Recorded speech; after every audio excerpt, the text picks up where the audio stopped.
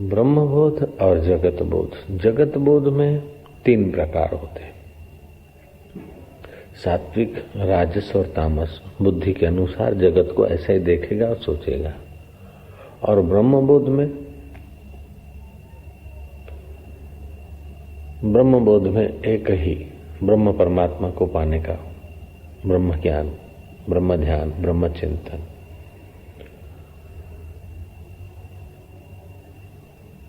ब्राह्मी स्थिति एक बार प्राप्त हो जाए तो फिर उसके लिए कोई कर्तव्य नहीं है। न तस्य कार्यम विद्यते, उसके लिए कोई कर्तव्य नहीं। लोगों का उद्धार करना कर्तव्य नहीं, उसका स्वनिर्मित विनोद है। साधक का कर्तव्य है साधना, गृहस्थी का कर्तव्य है गृहस्थी गाड़ा चलाना। गृहस्थी अपने को साधक भी मानता है तो साधना करना चाहिए, लेकिन ज्ञानी अपने को ब्रह्म मानता है, ब्रह्म का कोई कर्तव्य नहीं होता। बोले संत महात्माओं का ये कर्तव्य है, संत महात्मा का वो कर्तव्य है, उनको पता ही नहीं संतत्व का। सारे कर्तव्यों से पार जो पहुंचा है उसी के तो वासनाओं का अंत हो गया है। जिसके वासनाओं का अंत हो गया उसके कर्तव्यों का अंत हो गया, वह अनंत से जुड़ गया। फिर भी ऐसे पुरुष संसार में कुछ करते हुए दिखते हैं तो ये उनका स्वनिर्मित विनोद है। और ऐसे स्वनिर्मित विनोद वाले ब्रह्मवेताओं के द्वारा ही जगत का स्थायी मंगल हुआ है, वास्तविक मंगल हुआ। बाकी तो ऐहिक वस्तु कोई किसी को दिला दे, ऐहिक सुविधाएं दे दे, ऐसे तो कई सात्विक कार्यकर्ता होंगे, लेकिन वास्तविक चीज तो उन्हीं वास्तविक तत्वों को पाए हुए महापुरुषों के द्वारा ही समाज में बटी है।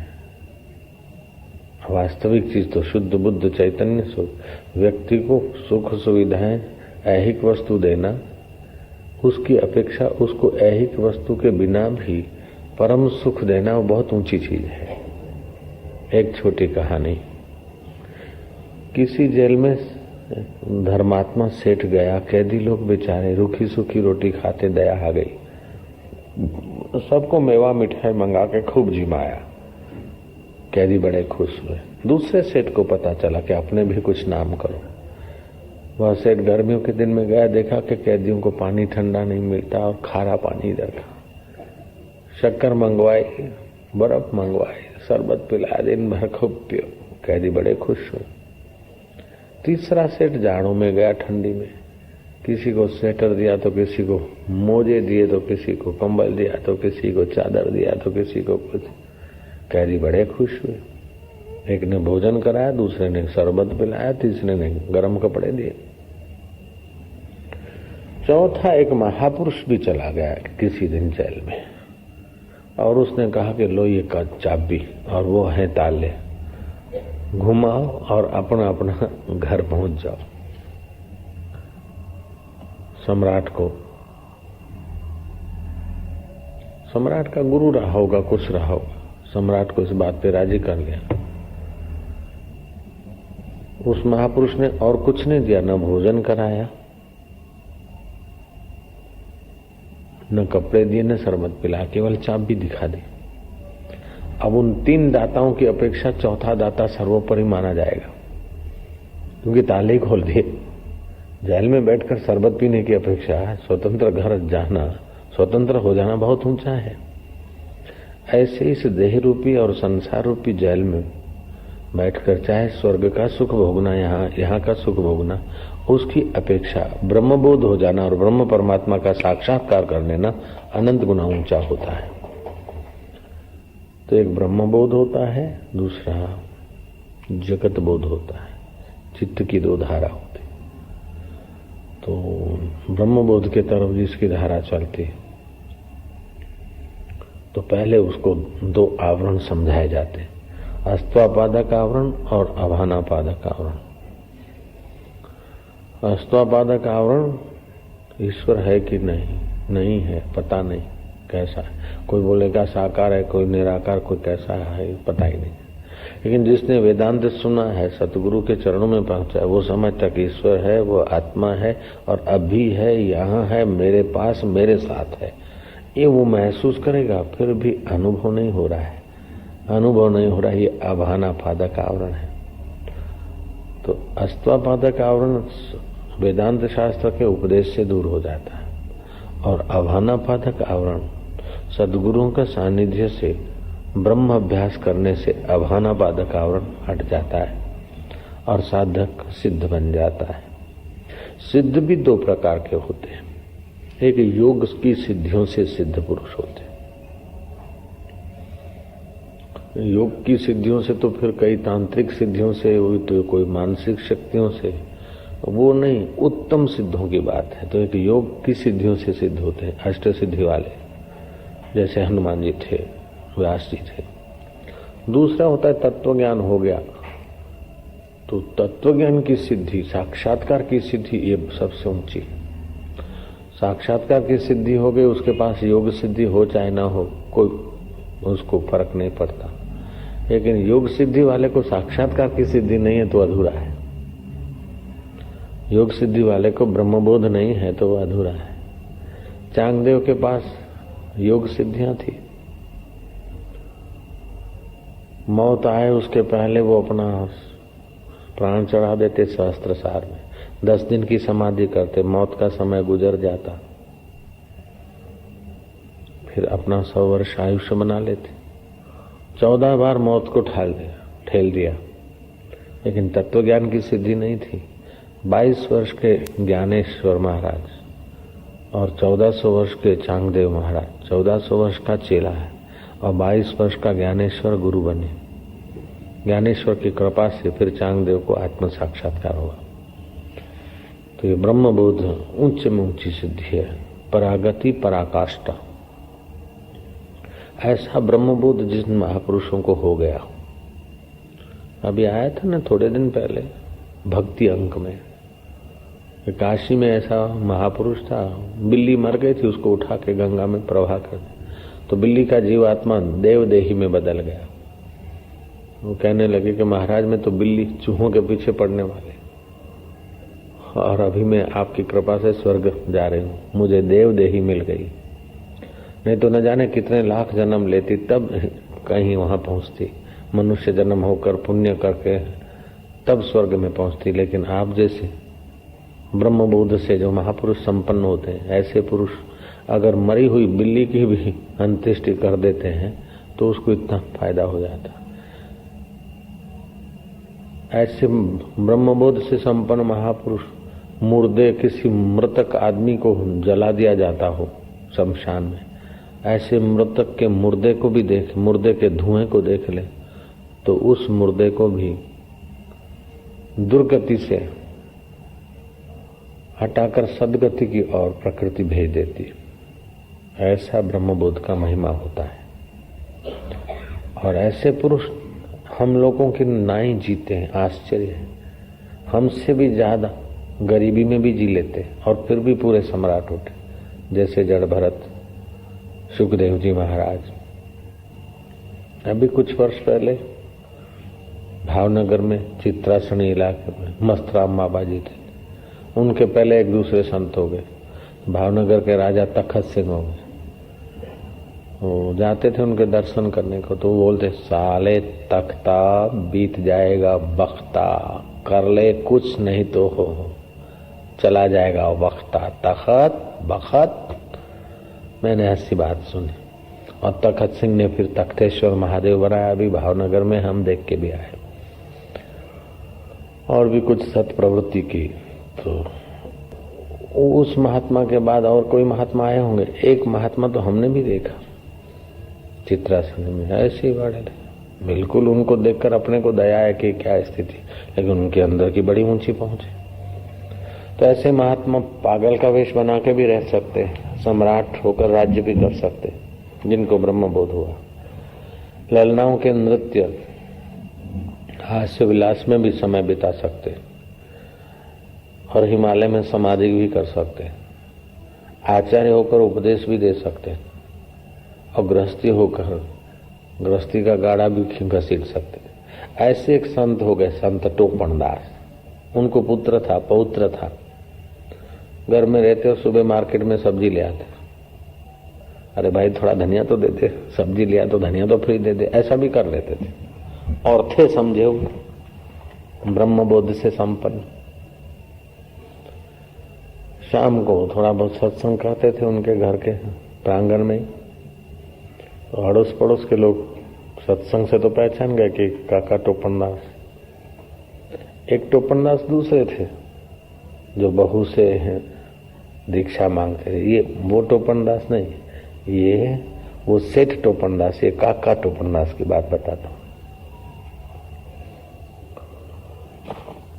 तो उस टोपनदास का सत्संग सुन के उनके सत्संगी समझते थे कि संसार सपना है, जो आया है सो जाएगा, मर जाएगा, कोई किसी का नहीं। बाबा रोज बताते थे। एक दिन वो काका टोपनदास का पोता मर गया। हर काका टोपनदास ने ऐसा छाती कुटाई हो, उनकी बहू और उनका बेटा उनको चुप कराने में लग गए। सत्संग आश्चर्य में कि हम समझते थे कि ज्ञानी है, बड़े संत है, लेकिन अभी पता चला कि पोता मर गया तो आप मरने को तैयार हो गए। मुझा मिठड़ी मिठड़ी बोलियों बोलने वाला मुझा पोटड़ा मां मरी ना हूं मरी जाऊं, अपने मरने को तैयार हो। फिर बहू समझाती, बेटा समझाता, ये बात। एक दो दिन बीता, सत्संग फिर चालू हुआ तो श्रोताओं ने, जो सत्संगी थे, उन्होंने कहा कि आपका पोता, आप तो रोज हमको उपदेश देते कि आपका पोता मर गया और आप स्वयं मरने को तैयार हो गए। ये बात समझ में नहीं आई। तो पंडास ने बोला ये बात यहां मत पूछो, कल बगीचे में सत्संग करेंगे, उधर बताऊंगा। बगीचे में सत्संग हुआ। बोले पोता मर गया, हम घर में रहते 4 आदमी, लड़कियों की तो मेरी शादी हो गई, एक लड़का है, उसकी बहू है, और कई वर्षों के बाद उसको पुत्र हुआ और 2-3 साल का उसका पुत्र मर गया। तो वो बहू कितनी रोएगी, क्योंकि उनको तो जगत बोध है, जगत में सत्य बुद्धि है, शरीर में हूं और ये मेरा बेटा है, उनको तो ब्रह्म बोध नहीं है।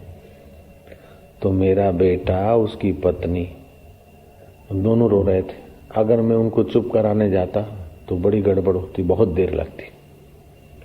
और वो सोचते कि आ डोहाने हूं छे तैयार भाणे, हम दीकरो तो हमारो गयो छे ने, बेटा तो हमारा मरा, इस बुढ़े को क्या। वो समझ नहीं, वो रोते थे ना समझी से। और मैंने सोचा कि अब उनको ना समझी से रो रहे हैं तो मैं अपनी समझदारी क्यों छाटूं, मैं समझदारी का सदुपयोग करूं। मैं समझ कर रोया तो मुझे रोने का दुख नहीं था, रोने का ऐसा अभिनव किया कि वो तुरंत चुप होकर मुझे चुप कराने लग गए। घर में चुप लानी थी तो इस टेक्निक से मैं चुप लाया कि आराम से उनको मेरे प्रति अभाव भी न हो और रो रो कर अपनी खोपड़ी खराब न करो। इसलिए मैंने थोड़ी देर के लिए समझ के रो लिया। तो इसमें मेरा ब्रह्म ज्ञान भाग जाएगा क्या? जय राम जी की। राम जी रो रहे हैं, सीते सीते हाय सीते, भाई लक्ष्मण लक्ष्मण भैया लक्ष्मण। लेकिन राम जी समझ रहे हैं अंदर से कि ये सब जगत का शिष्टाचार का चित्त का व्यवहार है। राम जी क्या है, राम जी जानते हैं। अटक मुआ भेदू बिना पावे कौन उपाय, खोजत खोजत युग गए पाव को सुघर आए। खोजते खोजते सुख को, शाश्वत जीवन को, हमारे आनंद को खोजते खोजते युग बीत गए, पांव को है, ऐसा नजीक है। तो वशिष्ठ कहते हैं राम जी, एक चित्त बोध होता है, एक जगत बोध होता है, और साधक को अभाना पादक आवरण हटाना होता है, और संसार को, संसारी को अस्त्वापादक आवरण और अभानापादक आवरण। अस्त्वापादक आवरण संसारी को होता है और अभानापादक आवरण जिज्ञासु होता है। तो संसारी को तो दोनों आवरण होते, जिज्ञासु को एक ही आवरण होता है। जिज्ञासु मानता तो है भगवान को और अपना आत्म रूप से मानता है, केवल अभान है, भान नहीं हो रहा है। तो भान होने के लिए उसे ब्रह्म अभ्यास करना चाहिए। चित्त जगत अभ्यास करता है ना, उसकी जगह ब्रह्म अभ्यास करना चाहिए। जैसे उस लड़के ने सारस सारसी देखा, पहले तो जगत अभ्यास था, अब अंत में ब्रह्म अभ्यास होते ही उसके चित्त में ब्रह्म सुख प्रकट हो गया, ब्रह्म ज्ञान। ऐसे ही साधक को सावधान होकर ब्रह्म अभ्यास करना चाहिए। चलते फिरते खाते लेते देते बार बार ब्रह्म अभ्यास करने से जगत का आकर्षण और पाप ताप छोड़कर वो ब्रह्ममय हो जाता है। कर्कटी नाम की राक्षसी थी, उसे भोजन करने से तृप्ति नहीं होती थी। तपस्या करके ऐसा वरदान पाऊं कि लोगों के नासापुट से घुस जाऊं और उनके हृदय का शुद्ध खून पिया करूं। तपस्या करके वरदान पाया, खून पीते, बाद में सूक्ष्म थी और खून पीती मोटी हो जाती, हवा के झोंके से गिर पड़ती। सोचा कि खूब मोटी हो जाऊं। मोटी हो जाने पे जैसे मोटापा दुख देता है, ऐसे दुखी हो गई। फिर गीध को प्रेरित करके हिमालय में चली गई। गीध के अंदर घुस गई, गीध को प्रेरित करके हिमालय चली गई और गीध के अंदर से गड़बड़ करके वमन करा दिया और वो बाहर निकली। फिर वहां उसने तप चालू किया, ऐसा ध्यान किया। उस कर्कटी राक्षसी ने इतना ध्यान किया, इतना तप किया कि उसको शरीर की सुधि नहीं रही। उसके कषाय परिपक्व हो गए, हृदय शुद्ध हो गया, समाधि लग गई। जो इरादे से आदमी भजन करने बैठता है वो इरादा देर सबेर पूरा होता है, अगर भजन सही है तो, संकल्प दृढ़ होता है। भगवान ब्रह्मा जी आए और पुत्री वरदान मांग ले। उस राक्षसी ने कहा वरदान मांगने के लिए तप किया था, लेकिन अब जो शांति मिली है, जो आत्मा में, परमात्मा में जो विश्रांति मिली, अब तो कोई इच्छा नहीं, रुचि नहीं। फिर भी जैसे ध्रुव अटल पदवी के लिए बैठा था भजन करने, तो अटल पदवी मिली और ज्ञान भी मिला। ऐसे ही कर्कटी को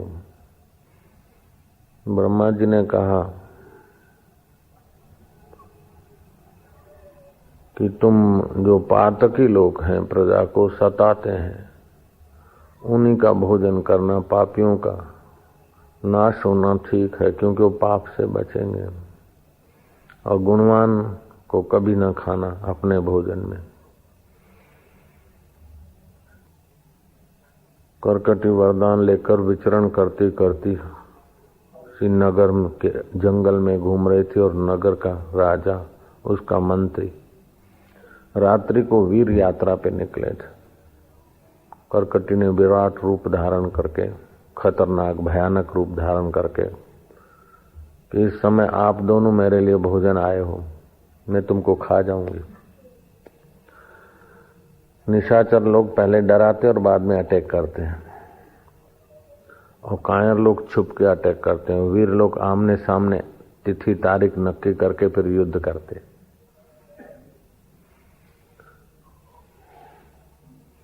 तो ये कायर नहीं थी, लेकिन कर्कटी राक्षसी थी। इसके लिए दो राजा और मंत्री को खा जाना कोई बड़ी बात नहीं थी। जैसे बिल्ली के लिए चूहे कठिन है, भागते दौड़ते चूहे थोड़े कठिन भी है, इसके लिए वो राजा और मंत्री इतने कठिन नहीं थे। फिर भी समाधि करके इसका हृदय स्वच्छ हुआ था। आहार तो इसका मांस था, शिकार आहार था राक्षसी का। वे जानती थी कि गुणवान की सेवा करनी चाहिए और दुष्टों को ही आहार में लेना चाहिए। अगर ये अज्ञानी है तो इनको भोजन करना हितकारी हो जाएगा। मूर्ख है, अज्ञानी है, दुर्गुणी है। तो अगर गुणवान है, ज्ञानवान है, तो इनका पूजन और संग, सत्संग करना हितकारी होगा। कर्कटी को ध्यान समाधि खूब लगी, इसलिए उसकी प्रज्ञा, उसकी बुद्धि बहुत ऊंचाई पर पहुंची थी। कर्कटी ने पूछा कि ऐसा कौन सा सूक्ष्म वस्तु है जो इंद्रियां मन से पार है? ऐसी कौन सी चीज है जो सारे ब्रह्मांडों को व्याप रही है और छोटे से छोटे वस्तु में है? ऐसा कौन सा चिदणु है जो सूर्य को प्रकाशित करता है, चंद्रमा को प्रकाशित करता है,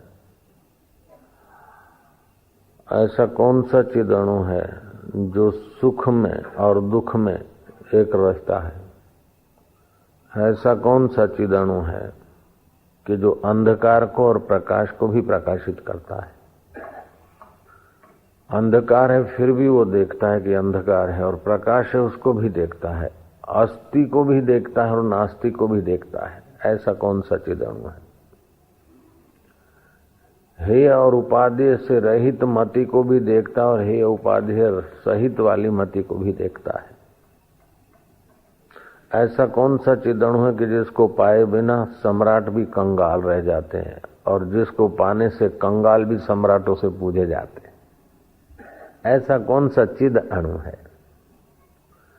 ऐसा कौन सा चिद अणु है कि जिसको पाने के बिना सब कुछ कराया व्यर्थ है और जिसको पाने से लगता है कि मैंने कुछ पाया ही नहीं? ऐसा कौन सा सूक्ष्म से सूक्ष्म चीज है, चिद अणु है, जिसे आदि व्याधि उपाधि प्रकाशित होती है लेकिन आदि व्याधि उपाधि उसे चाहती नहीं?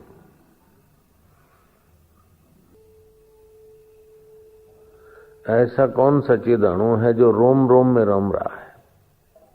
रामानंदी उसे राम कहते हैं, शैव उसे शिव कहते हैं, वैष्णव उसे विष्णु कहते हैं, खुदावासी उसे खुदा कहते हैं,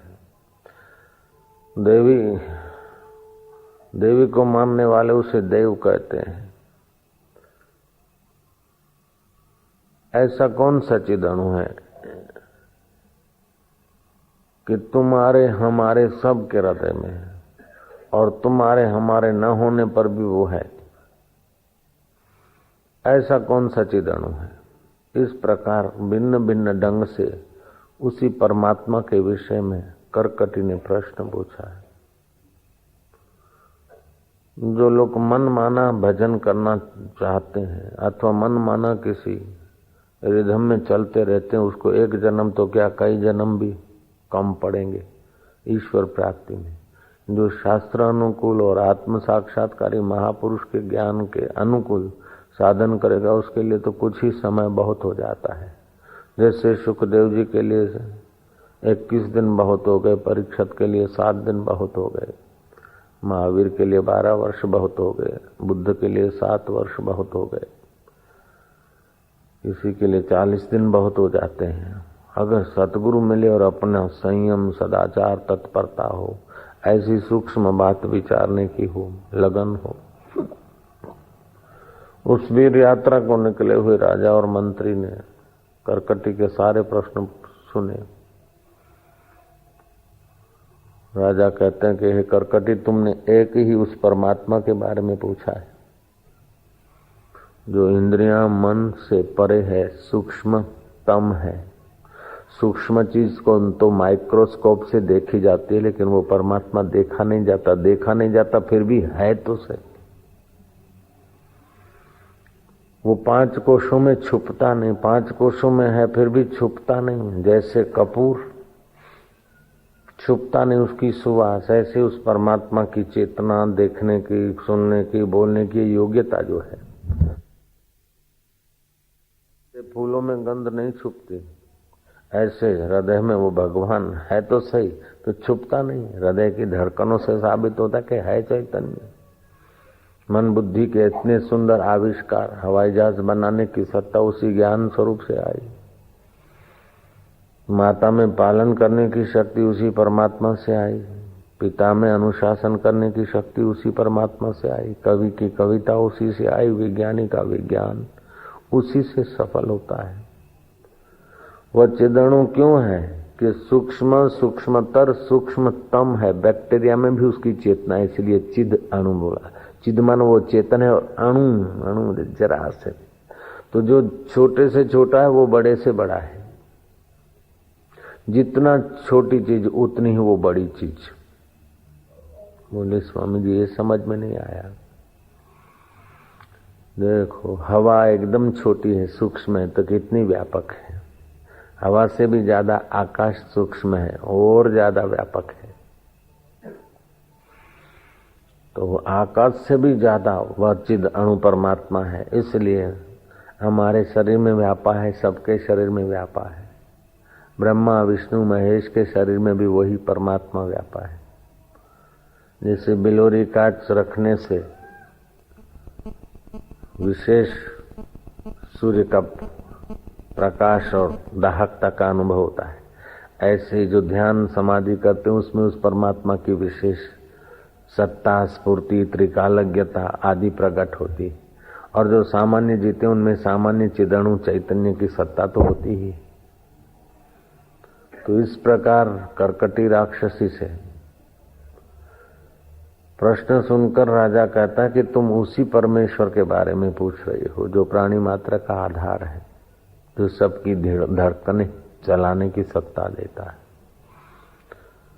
जैसे सारी वनस्पति का आधार है सूर्य के किरण और जल, अच्छे पेड़ पौधे हों चाहे खराब हों, अच्छे फूल खिले हों चाहे मंदे फूल खिले हों, लेकिन सत्ता तो सूर्य की। सारे पौधे सूर्य से जुड़े हैं, सारे वृक्ष सूर्य से जुड़े हैं, सारे मनुष्य और जीव सूर्य से जुड़े हैं। सूर्य वहां ठंडा हो जाए तो विज्ञानी बोल नहीं सकते कि सूर्य ठंडा हो गया, अपना कुछ मैनेजमेंट कर लो, विज्ञानी भी उसी समय सफा हो जाएंगे। ऐसा हम लोग सूर्य से जुड़े हैं। तो सूर्य इतना दूर होते हुए भी हमारा शरीर सूर्य से जुड़ा है, हमारा टेम्परेचर सूर्य से जुड़ा है। अगर सूर्य ठंडा हो जाए टेम्परेचर डाउन हो जाएगा, हम मर जाएंगे हम तो शरीर को जो अमुक टेम्परेचर चाहिए, अमुक धड़कनें चाहिए, सूर्य के किरणों से शरीर जुड़ा है। ऐसे सूर्य भी उस परमात्मा से जुड़ा है और तुम्हारा देह भी उस परमात्मा से जुड़ा है। जैसे मिट्टी का घड़ा चाहे किसी कुम्हार का हो, किसी घर में हो, लेकिन वे आकाश से जुड़े हैं, ऐसे किसी भी जाति अथवा वर्ग या उम्र का व्यक्ति वो परमात्मा से जुड़ा है।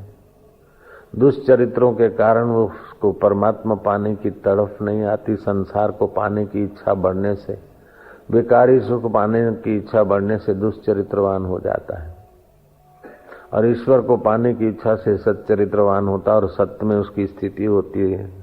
जितना संसार की तुच्छ चीजें चाहेगा उतनी मति स्थूल हो जाएगी और छोटी छोटी बातों में दुखी सुखी होकर मर जाएगा।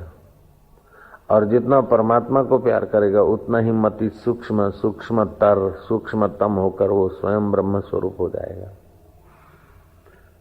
उसी परमेश्वर के बारे में पूछा तुमने, वही परमात्मा चिदणु ज्योतियों की ज्योति है, तम को भी प्रकाशता है और प्रकाश को भी प्रकाशता है।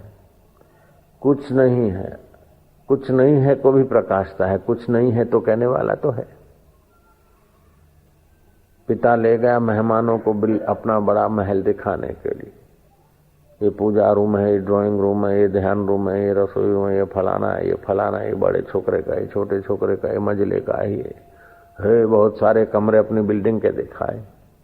मेहमानों सहित पुत्र सहित बेटा को लेते हुए सेठ जी नीचे उतरे। बोले इतने सारे मेहमान है, देखो कोई रह तो नहीं गया बेटा। बेटा सब कमरों में झांक कर ऊपर से आवाज मारता कि पिताजी यहाँ कोई नहीं। पिताजी मेन गेट को ताला मार रहे हैं। बोले क्या करते हो तुमने? पिता बोलता है तुमने बोला कोई नहीं। बोले कोई नहीं है कहने वाला मैं तो हूं। ऐसे ये नहीं ये नहीं ये नहीं ये नहीं ये नहीं नेति नेति नेति नेति कहने के बाद भी कोई तो है। जो कोई है उस वही चैतन्य परमात्मा है। जहाँ कुछ भी नहीं फिर भी है, प्रलय हो जाती कुछ नहीं रहता फिर भी कुछ तो है। अगर प्रलय में कोई नहीं रहता तो कौन बताता कि प्रलय हो जाता है। प्रलय में कुछ नहीं रहता, कुछ नहीं रहता, उसको देखने वाला तो रहता। गहरी रात को भी कुछ नहीं रहता, कुछ नहीं रहता तो सुबह अनुभव करते हो कुछ नहीं रहता, आनंद से सो जाता तो आनंद वो चिद अणु चैतन्य राम का है। ये बात बहुत सूक्ष्म है, साधारण व्यक्ति को तो ये सुनना भी भाग्य में नहीं होता, और कोई पुण्यात्मा सुनता है तो समझ में नहीं आता, और कोई समझता है तो टिक जाने की रुचि नहीं। इतना सूक्ष्म और पावरफुल है। टिक जाए इस बात में तो कल्याण हो जाए, बेड़ा पार हो जाए, स्वयं भगवतमय हो जाए। ये ऐसी बात है।